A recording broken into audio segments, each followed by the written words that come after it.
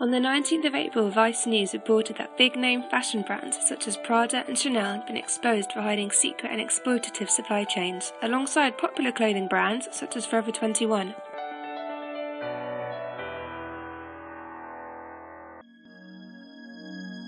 My name is Iona McCrath. I'm a fashion designer and student in London at the moment, but originally from Kenya. Tell me a bit about your fashion line and the ethos behind it. It's aimed at global youth, and we are all quite materialistic, whether we like to admit it or not.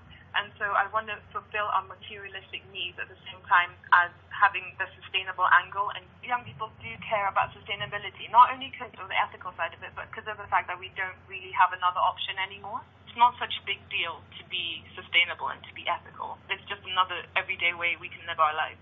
Closet full of brand new clothes and handbags. Alexander McQueen, Prada, Gucci, Chanel. Do you think much about where your clothes come from when you buy them?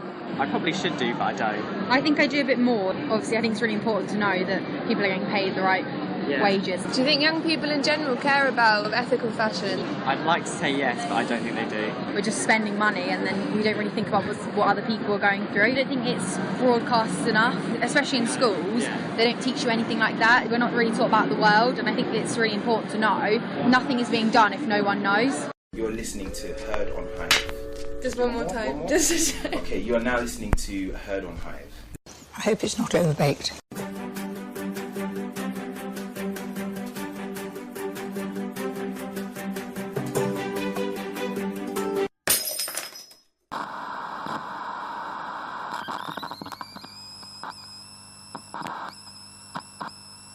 You can always count on the world of TV to be full of drama, but what's it really like to work in the industry and how did you get started? Testing, 1, 2, 3, testing. In this month's Heard on Hive, 3 of our Hive members tell us all about their experiences starting out in the world of television. I'm Maya Francis. I am an alumni of the Mumma Youth Project. EastEnders is my all-time ultimate favourite programme. As cheesy as it sounds, I have no shame in admitting it. I love EastEnders, love Wentworth Prison, love Orange is the New Black, and I love documentaries, and I worked on season 10 of What's Up. You mentioned about the importance of networking. Yeah. Do you have any tips for people? Because I think that's something which is really difficult. It is. I even struggle with it still. Networking is so important. It's a massive learning curve as well. You're not going to get it right straight away, but you have to just keep going at it. I thought I was okay at it until I was at Edinburgh, and I was in a room with about 1,000 people who were invited to this party. And I just shut down. I was like, I don't know how to do this. Who do I go talk to? And literally, you just build up confidence in networking. Talk to one person. You don't know what that person can give you or who that person knows who can then give you an opportunity. Really, utilise any moment that you have in being able to network with people.